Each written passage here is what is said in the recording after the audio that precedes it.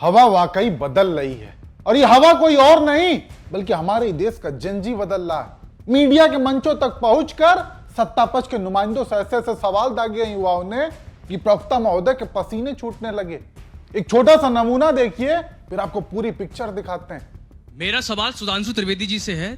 पूरे भारत को इस बात का कष्ट है कि जिस भारत और यूएसए की डील की जानकारी हमारी भारत सरकार के द्वारा होनी चाहिए थी, उस डील की जानकारी अमेरिका से हो रही है।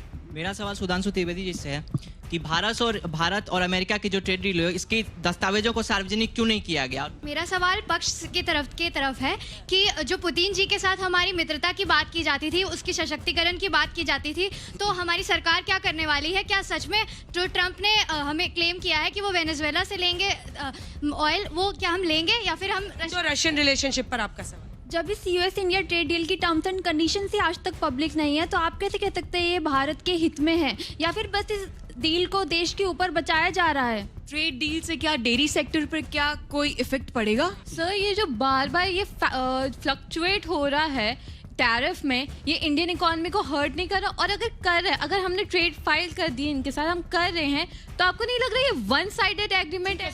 देखा आपने, युवा हर एक बिंदुओं को बारीकी से समझ रहा है। वो चाहे दूसरे देशों से डील का मामला हो या फिर इंटरनेशनल रिलेशन, वो उसको समझ भी पा रहा है और उसके मन में जो सवाल उठ रहे हैं वो सीधे सत्ता पक्ष के लोगों से पूछ भी रहा है बिना किसी डर बेझिझक।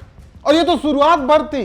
कुछ और उदाहरण दिखाता हूं आपको, जहां युवा पूरी गर्मजोशी के साथ अपने सवालों से जिम्मेदार लोगों की खटिया खड़ी कर रहा है। कब्र खोदने की बात चल रही है। मैं कहता हूं आप शाहजहां की भी खोद दीजिए, अकबर भी खोद दीजिए। अगर उसके खोदने के बाद इन लोगों को अगर बैंक और रेलवे में नौकरी मिल जाती है तो खोल दीजिए, हम खोदेंगे, हम जैसे भी खोदेंगे। मैं कहता हूं मैं अभी छात्र हूं, लेकिन आज कब्र खोदने की बात चलती है। मैं भी राम भक्त हूं, मैं भी राम को बहुत मानता हूं, राम को पूछता हूं, लेकिन जहां जहां राम आए आप सर क्यों हार गए? तो हमको भी लगा था 400 पार हो जाएगी, हमें मानते हैं। हम भी अयोध्या, जब से मंदिर बना है तब से 4 बार अयोध्या जा चुके हैं, दर्शन किए हैं। लेकिन सर, जब प्रजा ही दुख से परेशान है, जब प्रजा ही दुखी है, तो कहां का रामराज भाई? देखा आपने, युवा हर उस एजेंडे को भी समझ रहा है जो उनके जरूरी मुद्दे से ध्यान भटकाने के लिए हथकंडे अपनाए जाते हैं। वो चाहे हिंदू मुसलमान हो या फिर बाबर औरंगजेब, वो इन सबसे ऊपर उठकर अपनी नौकरी की बात कर रहा है, सवाल पूछ रहा है, पार्टियों के बहकावे में आकर अपने मुद्दों से भटक नहीं रहा है। और अच्छी बात यह है कि वो चाहे भ्रष्टाचार का मामला हो या फिर पेपर लीक का, सबकी बारीकियों को समझते हुए तीखे सवाल दाग रहा है। मेरा सवाल बीजेपी से है, खासकर कि जब नीट की परीक्षा में चीटिंग आई तो तब के हमारे एजुकेशन मिनिस्टर ने उसको नकार दिया। फिर जब ये स्कैम पता चला तो उन्हें जब ये आश्वासन मिला कि हाँ चीटिंग हुई, तब उन्होंने संसद में खड़े होकर इस बात को बोला कि हाँ हमसे गलती हुई है। तो एजुकेशन के मामले में आपने कितने आईआईटीज बना दिए? उसके बाद जिस जगह पे ये डिबेट हो रही है नोएडा, जिसकी नींव खुद कांग्रेस के समय पे रखी गई राजीव गांधी द्वारा, आपने उसके अलावा कैसे ऐसे हब खोल दिए? जब आप डेवलपमेंट की बात कर रहे हैं तो फिर उसके बाद ऐसा क्यों हो रहा है कि जो ब्रिज बनाए जा रहे हैं वो डिस्ट्रॉय हो रहे हैं? ऐसा क्यों हो रहा है? फिर इसका भी तो कोई रीजन होना चाहिए ना। या फिर आप अच्छे से उसमें फंड नहीं लगा रहे हैं, या लगा रहे हैं तो फिर करप्शन हो रहा है। तो ये चीज भी एक मुद्दा है जिसको यूपी में बुलडोजर से और अब राफेल तक और ब्रह्मोस तक पहुंच गया। लेकिन सवाल ये है कि यूपी में फिलहाल बीते कुछ सालों में जितने भी पेपर हुए वो सारे कैंसिल हो गए, तो इस पे कानूनी व्यवस्था यूपी की सुना आपने? इनको सुनकर इतना तो साफ कहा जा सकता है कि अभी व्हाट्सएप यूनिवर्सिटी जैसी चीजों पर पूरी तरीके से पानी फेर रहे हैं। ये फॉरवर्ड मैसेज वाले तो बिल्कुल भी नहीं है, बल्कि मामलों की तह तक जाकर सवाल पूछने की हिम्मत दिखा रहे हैं। हालांकि इसी बीच युवाओं की तरफ से कुछ ऐसे सवाल भी सुनने को मिले जिसे सुनकर प्रवक्ताओं के हाथ पांव फूलने लगे। अच्छा सफेद ना ही करूंगा कोई झूठ और फरेब। सुबह एक जज अहमदाबाद के ऑर्डर पास करते हैं अदानी जी के खिलाफ, शाम को ही उनका हो जाता है ट्रांसफर। इस पे मुझे बीजेपी का एक सिंपल सा आंसर चाहिए कि ऐसा क्यों? सर, आपसे बहुत जुनून मुद्दा, 4 दिन की बात है, प्रधानमंत्री के क्षेत्र बनारस की जो घटना है। आपको बिहार की बेटियां तो दिखती हैं, यूपी की भी बेटियों को देखिए। एक लड़की के साथ 23 लोगों ने बलात्कार किया 8 दिन तक लगातार, उस पर कोई नहीं प्रश्न उठता। रूह कांप जाते हैं ऐसे प्रश्न देखिए। यानी युवा पार्टी के एजेंडे को भी अब भली भांति समझने लगा है। हालांकि 100% तो नहीं है, लेकिन जितने भी लोग हैं अपने मुद्दों को समझ रहे हैं, ब्रेन वॉश या किसी बहकावे में नहीं आ रहे हैं, और इसकी एक झलक जरूर दिखने लगी है। और आने वाले समय में यही एक झलक पूरी तस्वीर बनकर उभरेगी, क्योंकि एजेंजी राजनीति से लेकर वैश्विक रिश्तों तक की बारीकियों को बखूबी समझ रहा है, इंटरनेशनल रिलेशन पर बात कर रहा है, सवाल पूछ रहा है, स्पोक्स पर्सन इस बात की ग्रेविटी को नहीं समझ रहे कि ईरान के पास अगर न्यूक्लियर वेपन आ जाएगा तो कितना बड़ा वो बहुत ज़्यादा वर्ल्ड के लिए डिस्ट्रॉइंग इफेक्ट होगा, क्योंकि उसके जितने भी प्रॉक्सी जो टेस्ट ग्रुप्स है अगर वो उनको न्यूक्लियर वेपन दे देगा तो बहुत ज़्यादा तबाही मचेगी। दूसरी बात, मैं ये नहीं बोलूँगा कि सर एक मिनट, मैं ये नहीं बोलूँगा कि मॉरली क्या राइट है क्या रॉन्ग है, मैं इंडिया की तरफ से बात करूँगा। हमारे बेनिफिट में ये होगा कि वहाँ रेजिम चेंज हो, उनके ऊपर से सैंक्शंस हटें और जैसे उधर सेक्युलर रेजिम आएगी तो हमारा ट्रेड उनके साथ आसान होगा।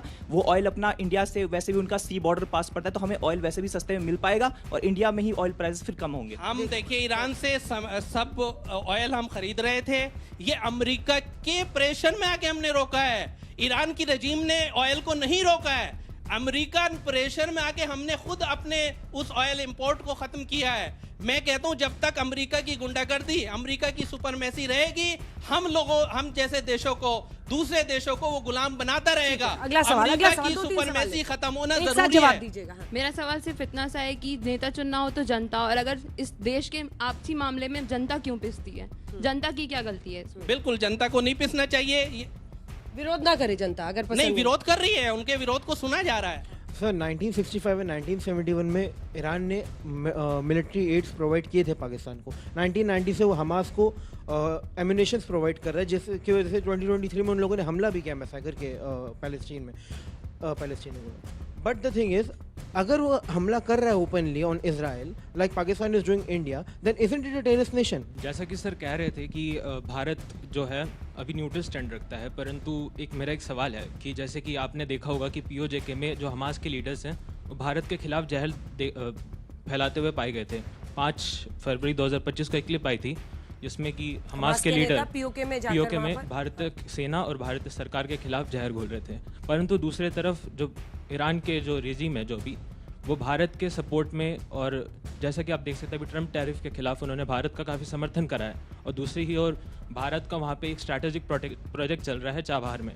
तो मैं यहाँ पे पूछना चाहूँगा एक सवाल, जैसा कि आपने देखा कि हमारे सरकार का स्टैंड क्या रहना चाहिए और हम जो स्ट्रैटेजिक जो बिल्कुल सही सवाल है आपका। हमास के साथ अगर स्ट्रेटेजिक अलायंस आतंकी कर रहे हैं POK में, तो हम जान बचाएं अपनी या पोर्ट बचाएं? मेरा सवाल जैदी साहब से है कि जहां पर जो हिजबुल्लाह है, जहां जिसका सपोर्ट हमास को जाता है, आखिरकार वहां पर राज्य प्रायोजित, जो राज्य के द्वारा प्रायोजित है इस्लामिक जिहाद का पूरा कॉन्सेप्ट है, उसको सपोर्ट करने की जरूरत हमें क्यों है? सुना आपने, वैश्विक संबंधों पर भी आज का युवा बात करने की हिम्मत दिखा रहा है, उसको समझ रहा है, और ये हमारे देश हित के लिए और लोकतंत्र के लिए बहुत ही अच्छी बात है। क्योंकि आज के माहौल में वाकई जिस तरीके से मंदिर मस्जिद करके उनके जरूरी मुद्दों से ध्यान भटकाया जाता है, फेक खबरों के जरिए नैरेटिव चलाया जाता है, इसे समझने की जरूरत हर किसी को है। अपने देश में बहुत सारी अच्छी चीजें भी हो रही हैं और कमियां भी ढेर सारी हैं। ऐसे में बात करने की जरूरत कमियों पर है, सुधारने की जरूरत उनको है। अपने अच्छे काम तो पार्टियां खुद बताती फिर रही हैं। ऐसे में जरूरत है हमें किसी पार्टी का प्रवक्ता सपोर्टर बनने से पहले एक अच्छा इंसान और नागरिक बनने की, नागरिक होने का कर्तव्य निभाने की। उम्मीद है आप लोग बातों को समझेंगे और आप आज की जिंदगी को लेकर क्या सोचते हैं और उनमें क्या बदलाव लाने की जरूरत है, इस पर आपकी जो भी राय हो कमेंट करके जरूर बताएं।